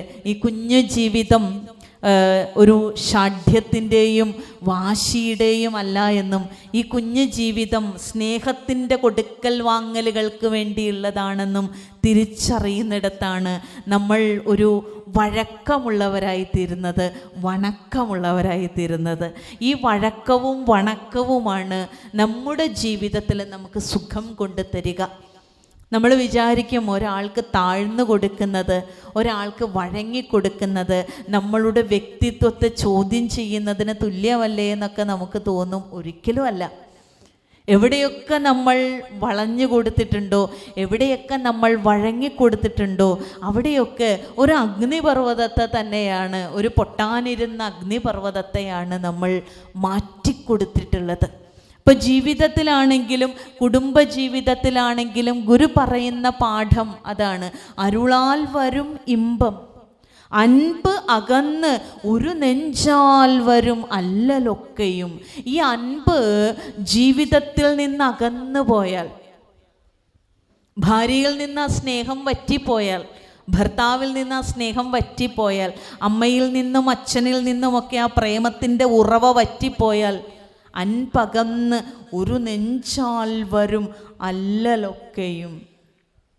എല്ലാ അല്ലലുകളും വരും, എല്ലാ ദുഃഖങ്ങളും വരും. ഇപ്പം ദുഃഖം വരുന്നത് അൻപ് പോകുന്നിടത്താണ്, സുഖം വരുന്നതോ അൻപിലൂടെയാണ്. അതുകൊണ്ടാണ് ഗുരു പറഞ്ഞത് അരുളുള്ളവനാണ് ജീവി എന്ന്. നവാക്ഷരീ മന്ത്രത്തെ എപ്പോഴും എപ്പോഴും ഉരുവിട്ടുകൊണ്ടിരിക്കണമെന്ന്. അല്ലെങ്കിൽ നമ്മളൊരു ജീവച്ഛവം കണക്കെ ഇതിലൂടെയൊക്കെ ജീവിച്ചു പോകും. അതുകൊണ്ട് അരുളില്ല യതെങ്കിൽ അസ്ഥിതോൽ സിരനാറുന്ന ഒരു ഉടമ്പ് താനവൻ. എത്ര സൗന്ദര്യമുള്ള ഒരു ശരീരമാണെങ്കിലും ആ ശരീരത്തിന് ഭാസുരമാക്കുന്ന, ആ ശരീരത്തിന് സൗരഭ്യം കൊടുക്കുന്ന സചേതനമായിരിക്കുന്ന സംഗതിയാണ് അൻപ് അല്ലെങ്കിൽ അരുള്. ആ അരുളില്ല എങ്കിൽ ആ വ്യക്തി വെറും നിഷ്ഫല ഗന്ധപുഷ്പമാണ് എന്നാണ് ഗുരു പറഞ്ഞത്. ഒരു മണമില്ലാത്ത പൂവ് കാണാൻ എന്ത് ഭംഗിയുണ്ടായിട്ട് എന്താണ്, മണക്കാൻ കൊള്ളില്ല, അനുഭവിക്കാൻ കൊള്ളില്ല, ഒരു പരിമളവുമില്ല, ഒരു കായ്കനികളും ഉണ്ടാക്കില്ല. ഇപ്പം ജീവിതം അതിനു വേണ്ടിയുള്ളതാണോ? ആർക്കും ഒരു പ്രയോജനവുമില്ലാതെ എല്ലാവർക്കും ദുഃഖങ്ങളെ മാത്രം കൊടുത്ത് ജീവിക്കാനുള്ളതാണോ ജീവിതമെന്ന് ആലോചിച്ച് നോക്കേണ്ടത് നമ്മളാണ്. ഗുരുക്കന്മാരുടെ ദർശനം നമ്മളോട് പറഞ്ഞു തരുന്നത്, പ്രത്യേകിച്ചും ശ്രീനാരായണ ഗുരുദേവൻ്റെയൊക്കെ ദർശനം നമ്മോട് പറഞ്ഞു തരുന്നത് ഈ കുഞ്ഞു ജീവിതത്തിൽ എങ്ങനെ ഒരു നല്ല മനുഷ്യനായി ജീവിക്കാം എന്നുള്ളതിൻ്റെ നേർക്കാഴ്ചകൾ മാത്രമാണ്. ഗുരുവിൻ്റെ ജീവിതത്തിൽ അതുണ്ടായിരുന്നു. ഗുരുവിൻ്റെ ജീവിതത്തിൽ ഇൻബോണായിട്ട് തന്നെ ഗുരുവിന് കുറേ നന്മകളുണ്ടായിരുന്നു, ജന്മനാ തന്നെയുള്ള ചില നന്മകൾ അല്ലേ. എത്രയെത്ര ഗുരുവിൻ്റെ കൊച്ചു ബാല്യകാലത്തെ കഥകളൊക്കെ എടുത്ത് വായിച്ചു നോക്കുമ്പോൾ, സംഭവങ്ങളൊക്കെ എടുത്ത് വായിച്ചു നോക്കുമ്പോൾ ഈ അനുകമ്പ ഈ കുഞ്ഞു ബാലനിൽ എത്ര നേരത്തെ ഉണ്ടായിരുന്നു. നാട്ടിൻപുറത്ത് കൂടി ഒരു സന്യാസി നടന്നു പോകുന്ന കണ്ടപ്പോൾ എല്ലാ കുട്ടികളും കല്ലെടുത്തെറിഞ്ഞു അല്ലേ? പുതാനം പറയുന്ന പോലെ സജ്ജനങ്ങളെ കാണുന്ന നേരത്ത് നിന്ദിച്ചല്ലോ പറയുന്നിതു ചിലർ എന്ന് പുതാനം പാടിയിട്ടുണ്ട്. നല്ല ആളുകളെ കണ്ടു കഴിഞ്ഞാൽ എന്തെങ്കിലും ഗോഷ്ടി പറയുക എന്നുള്ളത് എൻ്റെ ഒരു ശീലമാണ് എന്നുള്ള മട്ടിൽ. അപ്പോൾ ഈ കുഞ്ഞു കുട്ടികളും ഒരു സന്യാസി അതിൽ പോയപ്പോൾ കല്ലൊക്കെ എടുത്തെറിഞ്ഞ് കൂക്കി വിളിച്ച് പരിഹസിച്ചു. അതുപോലും ഗുരുവിന് വളരെ വിഷമമുണ്ടാക്കി. അന്ന് ഗുരു ഒന്നും ആയിട്ടില്ല, കുഞ്ഞു നാണുവാണ്. കുഞ്ഞു നാണു എന്ന ബാലനിൽ പോലും ഒരു മനുഷ്യൻ ആരുമായിക്കൊള്ളട്ടെ ആ മനുഷ്യനെ ഉപദ്രവിക്കുന്നത് കണ്ടു നിൽക്കാനുള്ള സങ്കടം ഉണ്ടായിരുന്നില്ല. ഈ കുഞ്ഞു നാണു അത് കണ്ട് കരഞ്ഞു. ആ സന്യാസി തന്നെ നാണുവിനെ ആശ്വസിപ്പിച്ചു. ഇങ്ങനെ ഒരു വ്യക്തിത്വം ഗുരുവിൻ്റെ ജീവിതത്തിലുടനീളം ഗുരു കൊണ്ട് നടക്കുന്ന ഈ ശ്രേഷ്ഠമായിരിക്കുന്ന മാനുഷികമായ മൂല്യങ്ങളുണ്ട്. ശിവഗിരി മഠത്തിൽ നിന്ന് ചക്ക മോഷ്ടിച്ചു കൊണ്ടുവരുന്ന കള്ളനോട് ചക്കയൊന്നും കാണില്ല, എന്നും ചക്ക ഉണ്ടാകുന്നുണ്ട് പ്ലാവിൽ, പക്ഷെ പ്ലാവിൽ പറിക്കാൻ നോക്കുമ്പോൾ കാണില്ല. അപ്പോൾ ഒരു ദിവസം അന്തേവാസികളൊക്കെ കൂടി കള്ളനെ പിടിച്ചു കെട്ടി ഗുരുവിൻ്റെ മുന്നിൽ കൊണ്ടുവന്നു. അപ്പം അന്തേവാസികളൊക്കെ വലിയ കാര്യം ചെയ്തു എന്നുള്ള ഭാവത്തോടു കൂടി കൊണ്ടുവന്നപ്പോൾ ഗുരു ആ കള്ളനോട് ചോദിച്ചത്, ചക്ക വേണമെങ്കിൽ പകൽ സമയത്ത് വന്ന് ഇട്ട് കൊണ്ടുപോയിക്കൂടെ എന്നാണ്. നമുക്കങ്ങനെ പറ്റുമോ? നമുക്കങ്ങനെ ചോദിക്കാൻ പറ്റുമോ? നമുക്ക് കഴിയില്ല. അത്രമാത്രം ദയ, അത്രമാത്രം കാരുണ്യം, അത്രമാത്രം അൻപ്, അത്രമാത്രം അനുകമ്പ ഗുരുവിൻ്റെ ജീവിതത്തിൽ ഉണ്ടായിരുന്നു. അതുകൊണ്ട് തന്നെ മാനവികതയെ എന്നും ഉയർത്തിപ്പിടിച്ച ഗുരുദേവൻ, മാനവികമായിരിക്കുന്ന മൂല്യങ്ങളെ ഉയർത്തിപ്പിടിച്ച ഗുരുദേവൻ മാനുഷികമായിരിക്കുന്ന മൂല്യങ്ങൾക്ക് തന്നെ വളരെയേറെ പ്രാധാന്യം കൊടുത്തുകൊണ്ട് സംസാരിച്ചത്. അതുകൊണ്ടാണ് അഹിംസ എന്ന കൃതി എഴുതിയത്, അതുകൊണ്ടാണ് ജീവകാരുണ്യ പഞ്ചകം എന്ന കൃതി എഴുതിയത്, അതുകൊണ്ടാണ് സദാചാരം എന്ന കൃതി എഴുതിയത്, അതുകൊണ്ടാണ് അനുകമ്പാദശകം എന്ന കൃതി എഴുതിയത്. അവിടെയൊക്കെ നോക്കൂ, നമ്മളോട് ഇങ്ങനെ 24 മണിക്കൂറും ഇങ്ങനെ നാമം ചൊല്ലിയിരിക്കണം എന്നല്ല പറഞ്ഞത്. ഈ നാമം ചൊല്ലി എണീറ്റ് കഴിഞ്ഞിട്ട് അപ്പുറത്തെ വീട്ടിലെ കുട്ടീനെയൊക്കെ കാണുമ്പോൾ ഒരു കുശലമൊക്കെ ചോദിക്കണം. ഉണ്ണിക്കണ്ണൻ മനസ്സിൽ കളിക്കുമ്പോൾ ഉണ്ണികൾ മറ്റു വേണമോ മക്കളായി. ഒരമ്മ വായിക്കുകയാണ്. അപ്പോഴാണ് അപ്പുറത്തെ വീട്ടിലെ കുട്ടി ഓടിക്കേറി വരുന്നത്. പോടാ അവിടുന്ന് എന്ന് പറയും. ഞാൻ ഉണ്ണിക്കണ്ണനെ വിളിച്ചുകൊണ്ടിരിക്കുമ്പോൾ നീയാണോ കയറി വരണത് എന്ന് ചോദിക്കും. അപ്പം അമ്മ എന്താ പറയണത്? ഉണ്ണിക്കണ്ണൻ മനസ്സിൽ കളിക്കുമ്പോൾ ഉണ്ണികൾ മറ്റു വേണമോ മക്കളായി എന്ന് പറയുമ്പോൾ ഉണ്ണികൃഷ്ണൻ ഈ രൂപത്തിലും വരും എന്ന് മനസ്സിലാക്കാനുള്ള ബോധം ഭക്തനുണ്ടാകുന്നില്ല എങ്കിൽ ആ ഭക്തിയിൽ എന്തോ പെശകുണ്ട്. നമ്മൾ ഒരു വഴിക്കൂടെ നമ്മൾ ഇങ്ങനെയൊക്കെ പ്രാർത്ഥിക്കുകയും മറ്റൊരു വഴിക്ക് ഈശ്വരൻ മനുഷ്യരുടെ രൂപത്തിൽ തന്നെ നമ്മളെ പലതും കാണിച്ചു തരികയും ആ കാര്യങ്ങളിൽ നമ്മൾ എടുക്കുന്ന നിലപാടുകൾ എങ്ങനെയാണ് എന്നുള്ളതാണ് ഭക്തിയുടെ മാനദണ്ഡം. അല്ലാതെ നമ്മൾ ഇത്ര സമയം, ഞാൻ എന്നും ആത്മോപദേശ ശതകം വായിക്കും, ഞാൻ എന്നും ദർശനമാല വായിക്കും, ഞാൻ എന്നും ഉപനിഷത്ത് വായിക്കും, പക്ഷെ ഒരു മനുഷ്യന് ഒരു സഹായവും ചെയ്യില്ല, ഒരു മനുഷ്യന് ഒരു ഉപകാരവും ചെയ്യില്ല, ഒരു മനുഷ്യനെയും വീട്ടിൽ കയറ്റത്തുമില്ല, വേറൊരു മനുഷ്യൻ്റെ അടുത്തും പോകത്തുമില്ല എങ്കിൽ ആ വായന കൊണ്ട് എന്ത് ഫലം? നിഷ്ഫലഗന്ധ പുഷ്പമാം. ഗുരുവിൻ്റെ വാക്കിൽ പറഞ്ഞ അതാണ്. തൊലിയും എലുമ്പുമലം ദുരന്തമന്ത കലകളുമേന്തും അഹന്തയൊന്നു കാണുക, പൊലിയുമിതന്യ പൊലിഞ്ഞു പൂർണ്ണമാകും വലിയൊരഹന്തവരാവരം തരേണം. തൊലിയുമെലുമ്പുമലം ദുരന്തമന്തക്കലകളുമേന്തും അഹന്തയൊന്ന് കാണുക. നോക്കൂ, ഈ ശരീരം നോക്കൂ. എന്താ ഈ ശരീരം എന്ന് പറയണത്? ഒരു തോലിങ്ങനെ പുറമെ ഇങ്ങനെ ഒട്ടിച്ച് വെച്ചത് കൊണ്ടാണ് കാക്ക വന്ന് കൊത്തിക്കൊണ്ടുപോകാത്തത്, അല്ലേ? ഇതിൻ്റെ അകം കണ്ടു കഴിഞ്ഞാൽ, തോലില്ലാതെ കണ്ടു കഴിഞ്ഞാൽ കാക്കയും കഴുകനൊക്കെ നടന്നു പോകുമ്പോൾ നമ്മളിങ്ങനെ കൊത്തിയെടുത്ത് പീസാക്കി കൊണ്ടുപോയേനെ. അപ്പം തൊലി എന്ന് പറയുന്ന ഒരു ഇന്ദ്രിയം ഈ ശരീരം ആകവെ പൊതിഞ്ഞു വെച്ചിരിക്കുന്നത് കൊണ്ട് മാത്രം മറ്റു മൃഗങ്ങളിൽ നിന്ന് രക്ഷപ്പെടുകയാണ്. എന്താ ഇതിൻ്റെ അകത്ത് എന്ന് ചോദിച്ചാൽ മലങ്ങൾ മാത്രമേ ഉള്ളൂ എന്ന് പറയാം. ഈ നവദ്വാരേ പുരേ ദേഹി എന്ന് ഗീതയിൽ പറയുമ്പോൾ ഈ നവദ്വാരങ്ങളിലൂടെ എന്താ വരുന്നത്? അമൃതല്ല, മലമാണ് വരുന്നത്. അതാണ് മനുഷ്യ ശരീരം എന്ന് പറയുന്നത്. ഒരു മാലിന്യത്തിൻ്റെ കൂമ്പാരമാണ് ഈ ശരീരം എന്ന് പറയുന്നത്.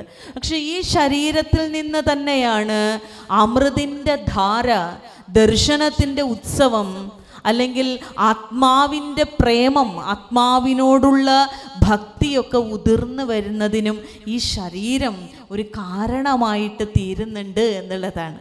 അപ്പോൾ അത്തരത്തിലുള്ള ഒരു കാഴ്ചയെയാണ് ഗുരു നമ്മളോട് പഠിപ്പിച്ചു തരുന്നത്. അപ്പോൾ അതിനു വേണ്ടിയിട്ട് നമ്മൾ പ്രാർത്ഥിക്കണം എന്ന് പറയുന്നത്.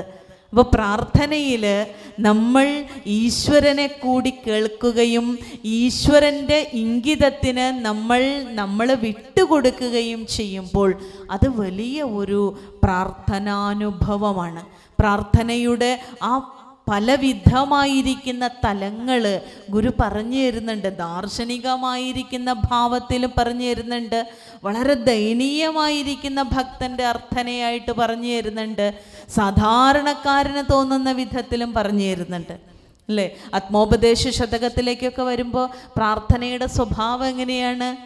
ത്രിഗുണമയം തിരുനീറണിഞ്ഞൊരീശൻ അകമലരിട്ടു വണങ്ങിയക്ഷമാറി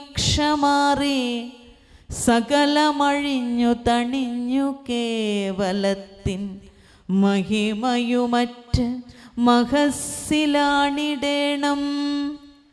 ത്രിഗുണമയം തിരുനീറണിഞ്ഞ ഒരു ഈശന് അകമലരിട്ടു വണങ്ങി അക്ഷമാറി.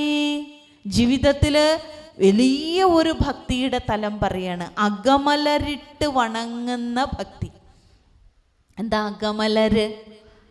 നമ്മളെന്നും അർച്ചനയ്ക്കൊക്കെ നമ്മളിങ്ങനെ കുറേ പൂക്കളൊക്കെ കോട്ടയം ചന്തയിൽ നിന്ന് പോയി വാങ്ങിച്ച് അരളിപ്പൂവും ചെത്തിപ്പൂവും തുളസിപ്പൂവും ഒക്കെ വെച്ചിട്ട് നമ്മൾ അർച്ചന ചെയ്യും അല്ലേ. ഓരോ പൂക്കളും എടുത്തു, ഓം ശ്രീനാരായണ പരമഗുരവേ നമ, ഓം ശിഷ്യാബ്ജ ഭാസ്കരായ നമഃ എന്ന് ഓരോന്ന് പറയുമ്പോഴും നമ്മൾ ഓരോ പൂക്കളിടും. പക്ഷേ ഗുരു പറയുന്നത് അകമലർ, മനസ്സാകുന്ന പൂക്കളെ ആർക്കാണ് അർപ്പിക്കാൻ കഴിയുന്നത്? അവനാണ് വലിയ ഭക്തൻ. ഈ മനസ്സാകുന്ന പൂവിനെ ആർക്കർപ്പിക്കണം?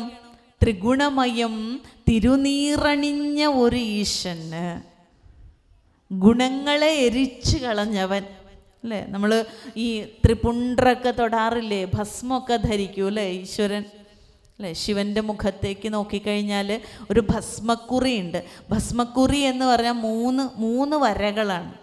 3 വരകളെ നമ്മൾ എന്താ പറയുക? ത്രിപുണ്ഡ്രം എന്നാണ് പറയുക. ഈ ത്രിപുണ്ഡ്രം എന്താണ്? ത്രിഗുണമയം തിരുനീറണിഞ്ഞതാണ്. 3 ഗുണങ്ങളെയാണ് എരിച്ചെടുത്തത്, ഇല്ലാണ്ടാക്കിയത്. എന്താ 3 ഗുണങ്ങൾ? നമ്മളുടെയൊക്കെ വ്യക്തിത്വത്തിൽ നമ്മളെല്ലാവരിലും ഈ 3 ഗുണങ്ങളുണ്ട്. ഈ 3 ഗുണങ്ങൾക്ക് ഓരോ പേരുകളും ഉണ്ട് കേട്ടോ. സത്വം, രജസ്, തമസ് എന്നാണ് പേര്. ഈ പേരുകൾ നിങ്ങൾ കേട്ടിട്ടുണ്ടോ?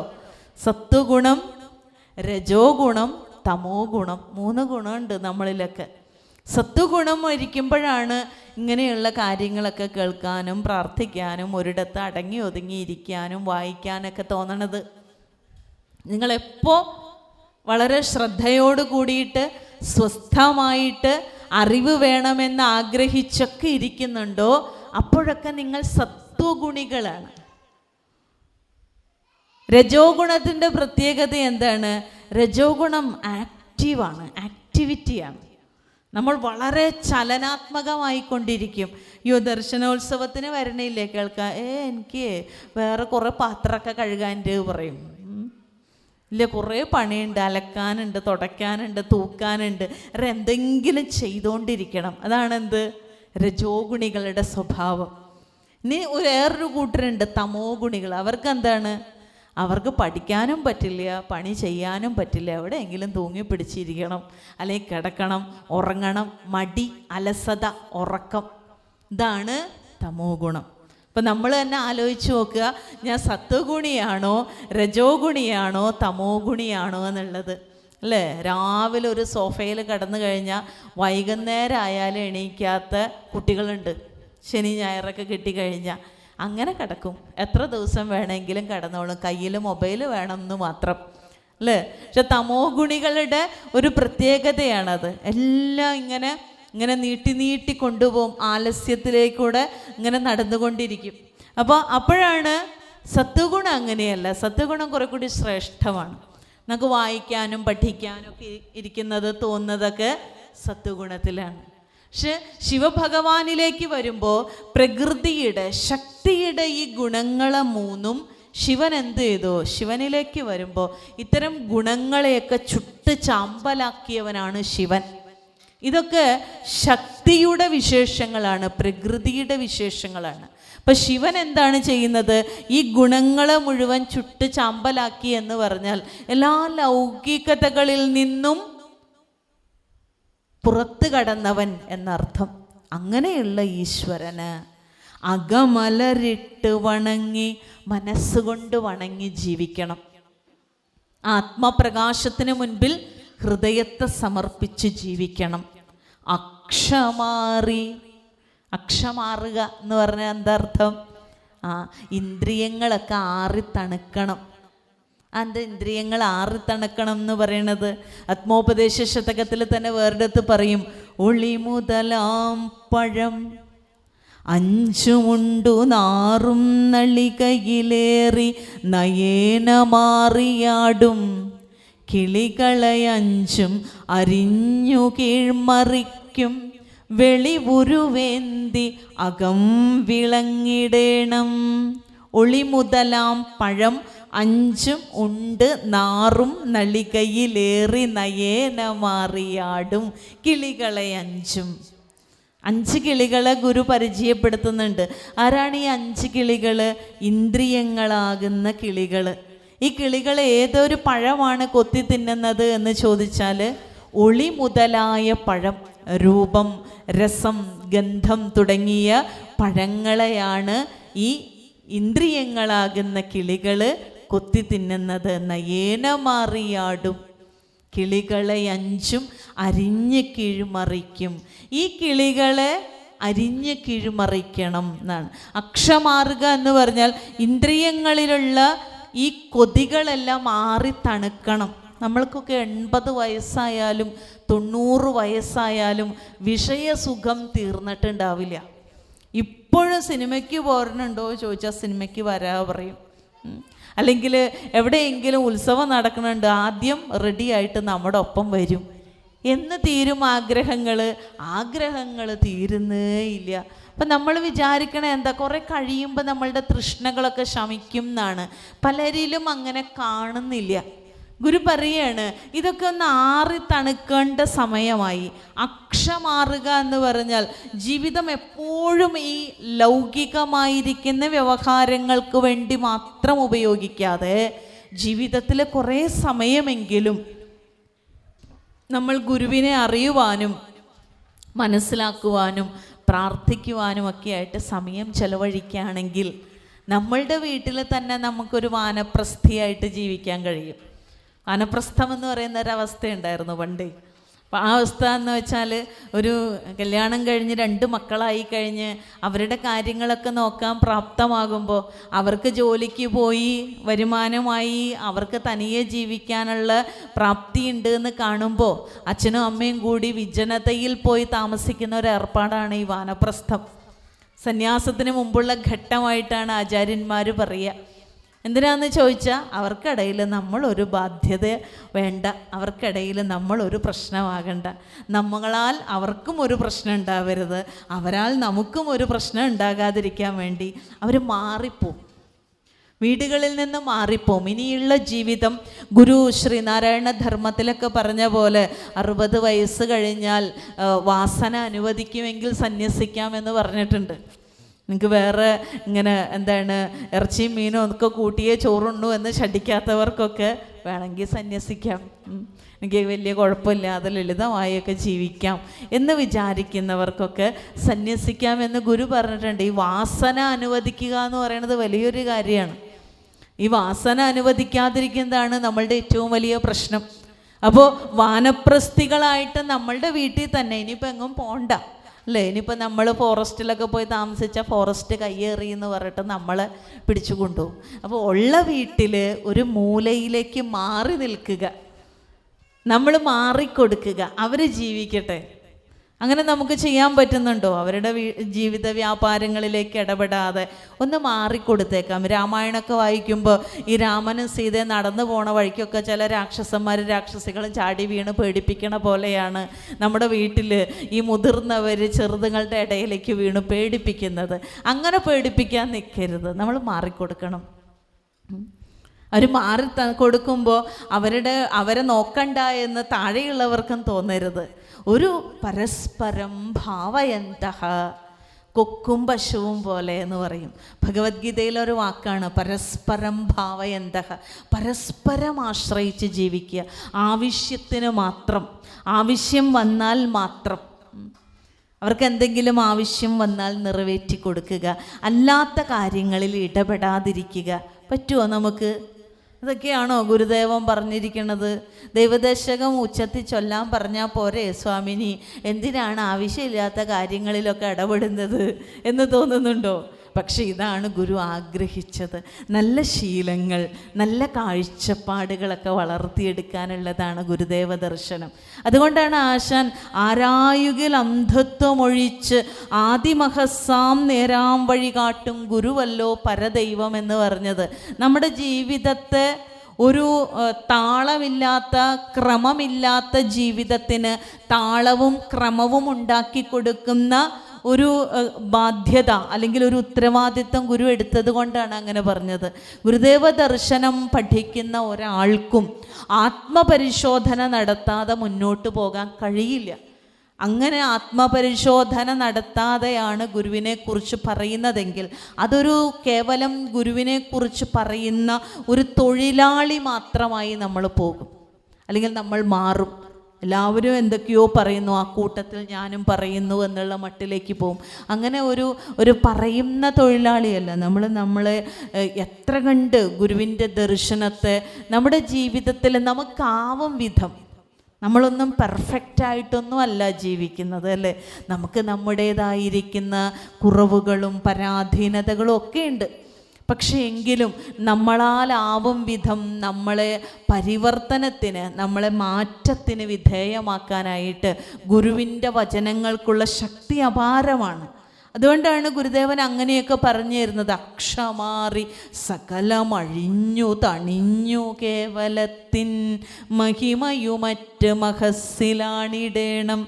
ആ മഹസ്സിലേക്ക് അമർന്നു പോകുന്നതിന് ഇത്തരം കാര്യങ്ങൾ വേണം എന്നുള്ളത് കൊണ്ടാണ് ഇങ്ങനെയുള്ള പദ്യശകലങ്ങളിലൂടെ ഗുരു നമ്മളെ ഉദ്ബോധിപ്പിക്കുന്നത്.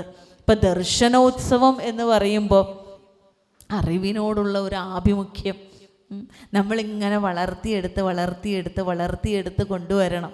അപ്പോൾ ജീവിതത്തിൽ ഇപ്പോൾ വയസ്സായാലും നമുക്ക് ബോറടിക്കില്ല, വയസ്സായാലും നമുക്ക് ദുഃഖം ഉണ്ടാവില്ല. ഓരോ ദിവസവും നല്ല നല്ല കാര്യങ്ങളെ ചിന്തിച്ചും നല്ല നല്ല കാര്യങ്ങളിൽ ഏർപ്പെട്ടും നമുക്ക് സമയത്തെ ചെലവഴിക്കാനായിട്ട് കഴിയും. അല്ലെങ്കിൽ അന്ത്യം വരെയും കർമ്മം ചെയ്തിങ്ങ് അസംഗനായിരിക്കുക, ഇതല്ലാതില്ല ഒന്നും നരന് ചെയ്തിടാൻ. അല്ലേ, നമ്മൾക്ക് റിട്ടയർമെൻ്റ് ഇല്ല എന്നാണ് ഗുരു പറയുന്നത്. അല്ലെങ്കിൽ അന്ത്യം വരെയും കർമ്മം ചെയ്തിങ്ങ് അസംഗനായിരിക്കുക. മരണം വരെ കർമ്മം ചെയ്യണം, പക്ഷെ കർമ്മത്തിൽ എന്ത് പാടില്ല? സംഘം പാടില്ല. സംഘം എന്ന് പറഞ്ഞാൽ എന്താ? ഞാനാണ് ഇതൊക്കെ ചെയ്യണവൻ എന്ന ബോധ്യം പാടില്ല. അല്ലേ, നമ്മൾ വീടുകളിലൊക്കെ ചില കുടുംബനാഥന്മാരിലെങ്കിലും ഈ ഒരു സംഘം കാണാം. ഞാനാണ് ഇതൊക്കെ ഉണ്ടാക്കിയത്, നിങ്ങളിതൊക്കെ അനുഭവിക്കുന്നവരും ഞാനിതൊക്കെ ഉണ്ടാക്കിയവരും എന്നുള്ള ഒരു അഹങ്കാരം കാണാം. ആ അഹങ്കാരമില്ലാതിരിക്കുന്ന അവസ്ഥയാണ്. കർമ്മം ചെയ്യുന്നു, അതിലൊരു സംഘമില്ല. എന്ത് ചെയ്യുമ്പോഴും അതിൻ്റെ പ്രതിഫലം എന്തായിരിക്കും എന്നുള്ളതിനെക്കുറിച്ച് ആലോചിച്ചിട്ടല്ല ഓരോന്നും ചെയ്യുന്നത്. അത് ഒരു മരം പഴം നൽകുന്നത് പോലെയാണ്, ഒരു നദി വെള്ളം തരുന്നത് പോലെയാണ്, ഒരു പശു പാല് തരുന്നത് പോലെയാണ്. മറ്റുള്ളവർക്കാണ്, സ്വയം അത് ഉപയോഗിക്കുന്നില്ല. ഒരു മരവും പഴമെടുത്ത് ഭുജിക്കുന്നില്ല, ഒരു നദിയും സ്വന്തം വെള്ളമെടുത്ത് ദാഹം ശമിപ്പിക്കുന്നില്ല. അല്ലേ? ഒരു പശുവും സ്വന്തം പാലെടുത്ത് കുടിക്കുന്നില്ല. ഇതൊക്കെ ആർക്കാണ് എന്ന് ചോദിച്ചാൽ അവരത് മറ്റുള്ളവർക്കാണ് കൊടുക്കുന്നത്. അതുപോലെയാണ് സജ്ജനങ്ങളുടെ ജീവിതവും നമ്മൾ മനസ്സിലാക്കുമ്പോൾ നമുക്ക് കാണാൻ കഴിയുക. മറ്റുള്ളവർക്ക് വേണ്ടി ജീവിക്കുകയാണ്. എന്ത് ചെയ്യുമ്പോഴും എന്ത് പ്രവർത്തിക്കുമ്പോഴും തനിക്കെന്ത് ഗുണം എന്ന് ചോദിക്കുന്ന ഒരു സാധാരണ മനസ്സിൻ്റെ ഉടമയല്ല ഗുരുവിൻ്റെ മനസ്സ്. തന്നെ മാറ്റി നിർത്തിക്കൊണ്ട് അപരനു വേണ്ടി അഹർനിശം പ്രയത്നം കൃപണത വിട്ട് കൃപാലു ചെയ്തിടുന്നു. ഈ കൃപാലുത്വമാണ് ഗുരുവിൻ്റെ മനസ്സ്. അല്ലെങ്കിൽ സ്വാർത്ഥമായിട്ടാണ് ഗുരു ചിന്തിച്ചിരുന്നതെങ്കിൽ നമ്മൾ ഇന്നിങ്ങനെ ഇരിക്കുമായിരുന്നു. ഗുരുവിൻ്റെ കാര്യം മാത്രമാണ് ഗുരുദേവൻ ചിന്തിച്ചിരുന്നത് എങ്കിൽ നമ്മൾ ഇത്രയും സ്വാതന്ത്ര്യത്തോടെ, ഇത്രയും വിദ്യാസമ്പന്നരായിട്ട്, ഇത്രയും വൃത്തിയോടെ, ശുചിത്വത്തോടെ ഇങ്ങനെ ഒരു ആരാധനാലയത്തിൽ, ഇങ്ങനെ ഒരു ഈശ്വര പ്രാർത്ഥനയ്ക്ക് ശേഷം നമ്മൾ ഇരിക്കുമായിരുന്നില്ല. അപ്പം അത്രയും നിസ്വാർത്ഥത ഗുരുവിലുണ്ടായതുകൊണ്ടാണ് അപരൻ്റെ ഒരു ദുഃഖത്തിലേക്ക് ഗുരുവിൻ്റെ കണ്ണുകൾ തുറന്നതുകൊണ്ടാണ് ഗുരുവിനിങ്ങനെ നമുക്കിങ്ങനെ ജീവിക്കാനായിട്ട് ഇപ്പോൾ കഴിയുന്നത്. അതാണ് ഗുരു നമ്മളോട് കാണിച്ച ഏറ്റവും വലിയ അനുകമ്പ. ആ ജീവിതത്തെ നമ്മൾ എത്ര കണ്ട് സാർത്ഥകമാക്കാമോ, ആ ഗുരുവിലൂടെ തന്നെ ആ ജീവിതത്തെ എത്ര മഹത്വവൽക്കരിക്കാമോ, അതാണ് നമ്മൾ ഇനിയുള്ള കാലത്തും നമ്മൾ ചെയ്യേണ്ടത് എന്നോർക്കുക. ഓരോ ദർശനോത്സവങ്ങൾ വരുമ്പോഴും എന്തിനാണ് ഇവിടം വരെ വന്നിരിക്കുന്നത്? പക്ഷെ അത് നമ്മുടെ ഉള്ളിൽ, നമ്മുടെ ഹൃദയത്തിലേക്ക് വീഴ്ത്തുന്ന ആ അറിവിൻ്റെ കിരണങ്ങൾ, ആ ജ്ഞാനത്തിൻ്റെ പ്രഭ, അത് നിങ്ങളുടെ ജീവിതത്തിൽ എന്നും ഉണ്ടാവും. നിങ്ങൾ ഇല്ലാണ്ടായാലും ഈ അറിവ് നിങ്ങളോടൊപ്പം കൂടെ കൂടുന്നതാ.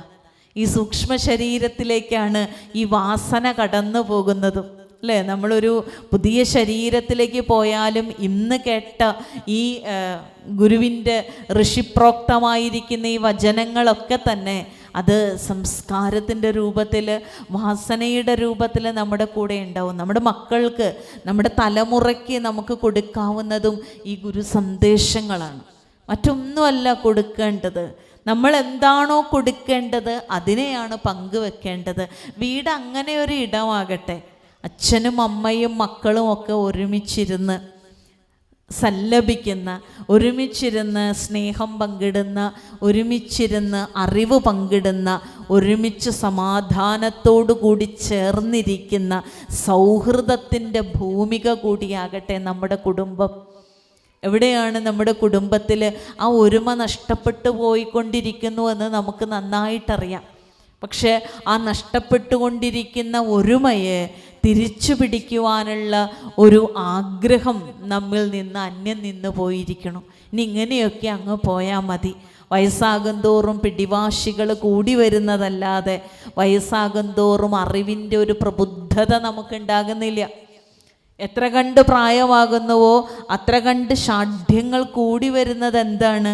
അതൊക്കെ തന്നെയും ഇത്തരത്തിലുള്ള ദർശനത്തിൻ്റെ അഭാവമാണ്. ഇത്തരത്തിലുള്ള വചനങ്ങൾ കേൾക്കാത്തതിൻ്റെ, അല്ലെങ്കിൽ ആ ഒരു വചനങ്ങൾ വിചാരം ചെയ്യാത്തതിൻ്റെയൊക്കെ വലിയ ഒരു കുറവ് നമ്മുടെ ജീവിതത്തിൽ സംഭവിച്ചു പോയിട്ടുണ്ട്. അപ്പോൾ അങ്ങനെയുള്ള കാര്യങ്ങൾ സംഭവിക്കാതെ നമ്മുടെ ജീവിതത്തിൽ, ദൈനംദിന ജീവിതത്തിൽ നമ്മളൊരു നല്ല മനുഷ്യനായിട്ട്, നല്ലൊരു കുട്ടിയായിട്ട്, നമ്മൾ ഏത് ജോലിക്ക് പോയാലും, ഏത് കർമ്മ മേഖലയിലേക്ക് പോയാലും, ഏത് വഴിയേ നടന്നാലും ഒരു നല്ല മനുഷ്യനായിട്ട് നടക്കുവാനും ഇരിക്കുവാനും ചരിക്കുവാനും കഴിയുന്നുണ്ടെങ്കിൽ അതിൽ പരം ഒരു ദക്ഷിണ, അതിൽ പരം ഒരു ഗുരുദക്ഷിണ ഗുരുവിന് സമർപ്പിക്കാനില്ല.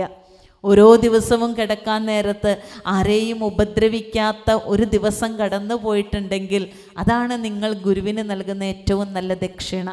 നിങ്ങൾ 100 നാമങ്ങൾ ചൊല്ലുന്നതിനേക്കാൾ ഒരാളെ ഉപദ്രവിക്കാത്ത ഒരു ദിവസമായിരിക്കും ഈശ്വരന് ഇഷ്ടപ്പെടുക, ഗുരുവിന് ഇഷ്ടപ്പെടുക. അപ്പം നമ്മളുടെ കാഴ്ചയെ അത്തരം പ്രായോഗികമായിരിക്കുന്ന ഒരു മാനങ്ങളിലേക്ക് കൊണ്ടുപോകണമെങ്കിൽ, അത്തരത്തിലുള്ള ഒരു കാഴ്ചവട്ടത്തിലേക്ക് നമ്മുടെ ജീവിതത്തെ ക്രമപ്പെടുത്തണമെങ്കിൽ ഇത്തരം അറിവുള്ള വാക്കുകൾ, അറിവുള്ള ഗുരുവിൻ്റെ വാക്കുകളെ എന്നും ഒരു ജപം കണക്കെ, ഒരു ജപമാല എന്തി ജപിക്കുന്ന സാധകൻ്റെ ഒരു ജീവിത രീതി കണക്കെ ഗുരുവിൻ്റെ വചനങ്ങളെ നമ്മളിങ്ങനെ താലോലിച്ചു കൊണ്ടേയിരിക്കണം. അതിൻ്റെ അടിസ്ഥാനത്തിൽ നിങ്ങൾ സ്നേഹിച്ചു നോക്കൂ, നിങ്ങൾ മറ്റുള്ളവരെ പരിഗണിച്ചു നോക്കൂ, നിങ്ങൾ മറ്റുള്ളവർക്ക് സന്തോഷവും സമാധാനവും പ്രദാനം ചെയ്തു നോക്കൂ. നമ്മൾ എങ്ങോട്ടേക്കും പോകണ്ട. പിന്നെ ഒരു പുരോഹിതൻ്റെ അടുത്തേക്കും പിന്നെ നമുക്ക് പോകേണ്ടി വരില്ല നമ്മുടെ ഈ കുഞ്ഞു ജീവിതത്തെ മനോഹരമാക്കാനായിട്ട്. നമ്മളിരിക്കുന്ന ഇടത്തിൽ നമ്മളുടേതായിരിക്കുന്ന അറിവുകളും നമ്മളുടേതായിരിക്കുന്ന സന്തോഷങ്ങളെയും പ്രദാനം ചെയ്താൽ മാത്രം മതിയാകും. അതാണ് ഒരു അനുഷ്ഠാനത്തിൻ്റെ രീതി എന്ന് പറയുമ്പോൾ ഒരിക്കലും നിങ്ങൾ മനസ്സിലാക്കരുത് ഗുരു എന്ന് പറയുന്നത് എന്നിൽ നിന്ന് അകലെ നിൽക്കുന്ന ഒന്നാണ് എന്ന്. ഗുരു എപ്പോഴും നമ്മുടെ ഹൃദയത്തിലിരിക്കുന്ന ചൈതന്യമാണ്. അപ്പോൾ ഗുരുവിനെ ജീവിതത്തിലേക്ക് പകർത്തുക എന്ന് പറഞ്ഞാൽ നമ്മുടെ ജീവിതത്തിൽ ചെറിയ ചെറിയ മാറ്റങ്ങൾ വരുത്തുക എന്നാണ് ഉദ്ദേശിക്കുന്നത്.